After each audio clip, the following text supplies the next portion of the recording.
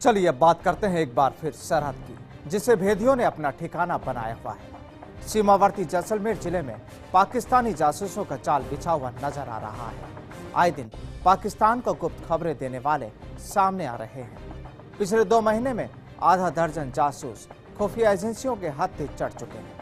इस मामले में फर्स्ट इंडिया ने पहले ही चेताया था कि जैसलमेर में भी हो सकती है स्लीपर सेल, और ये भी साफ है कि इन दिनों पकड़े जा रहे जासूस भी स्लीपर सेल की तरह ही हैं। उन्हें नहीं पता होता कि वे किसके लिए काम कर रहे हैं, बस उन्हें चाहिए तो सिर्फ पैसा।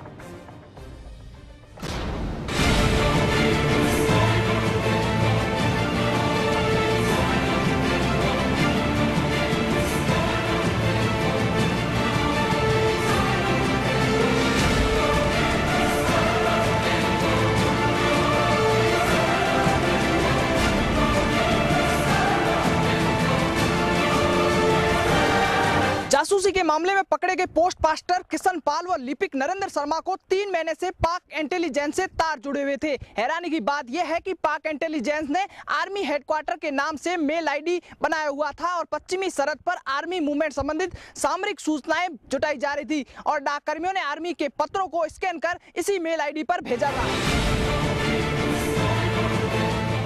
जासूसी मामले में सीआईडी इंटेलिजेंस के हत्थे चढ़े पोखरण मुख्य डाकघर के पोस्टमास्टर किशन पाल देवपाल व स्टाफ मेंबर नरेंद्र शर्मा 3 महीने पहले पाक इंटेलिजेंस के संपर्क में आए। करीब 10 दिन तक उनके बीच टेलीफोन पर बातचीत और ईमेल से जुड़ाव रहा। अब तक हुई जांच में आरोपित नरेंद्र शर्मा की ईमेल से सामान्य वार्तालाप और महत्वपूर्ण सूचनाओं के आदान प्रदान की बातें सामने आई है। जांच में ये तथ्य सामने आए हैं कि 5 नवंबर को पाक इंटेलिजेंस एजेंसी के अधिकारी ने मुख्य डाकघर के बेसिक टेलीफोन 02994222222 पर किशन लाल देवपाल से बात कर भारतीय आर्मी के मूवमेंट के बारे में पूछा, तो उसने सारे मूवमेंट प्रतिबंधित पत्र पढ़कर सुनाए। इससे पाक अफसर संतुष्ट नहीं हुआ और उक्त मूवमेंट से संबंधित डाक को स्कैन कर ईमेल पर भेजने को कहा। किशन पाल देवपाल ने पैसे खर्च करने की बात कही, तब उसने खाते में पैसे जमा कराने का भरोसा दिलाया। नरेंद्र शर्मा ने संबंधित डाक के 10 पत्र डाकघर के बाहर एक फर्म से स्कैन करवाकर निजी ईमेल आईडी nkSevak@gmail.com पर भेजने को कहा। इस तरह ईमेल पर जानकारियों का आदान प्रदान चलता रहा। अब आइए आपको बता दें कि आखिर कब और क्या क्या मेल किए गए। शर्मा की मेल आईडी nkSevak@gmail.com को चेक करने पर 15 नवंबर को दोपहर 12:19 पर आर्मी हेडक्वार्टर gmail.com को 10 आर्मी FPO के मूवमेंट के ऑर्डर और 300 रुपए की बिल की प्रतिलिपि सेट बॉक्स में मिली।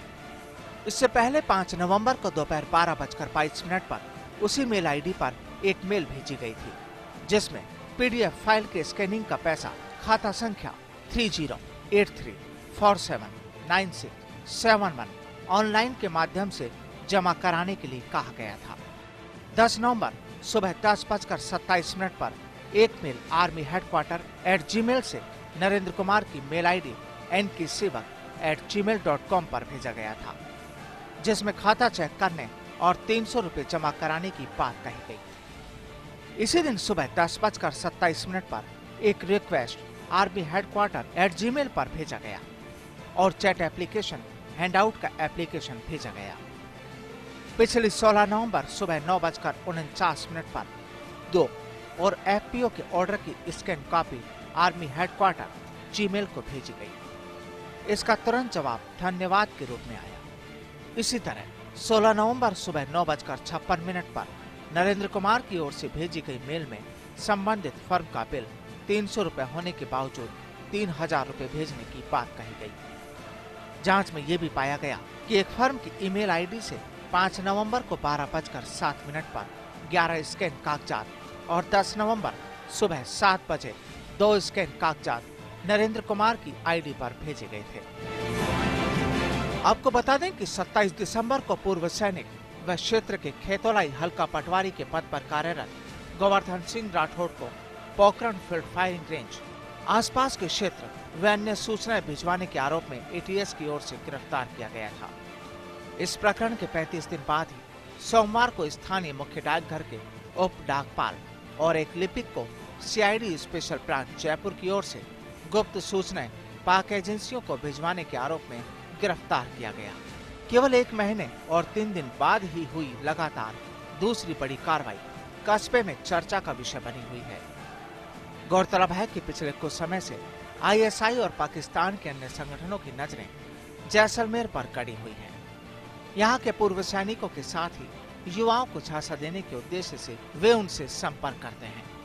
इस दौरान कई लोग उनके झांसे में आकर गुप्त सूचनाएं लीक करना शुरू कर देते हैं।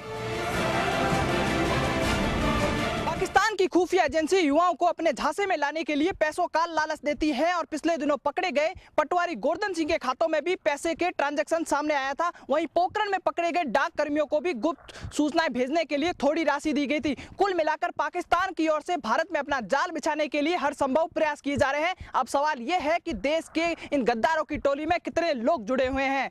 फर्स्ट इंडिया न्यूज के लिए सूर्यवीर सिंह तंवर, जैसलमेर।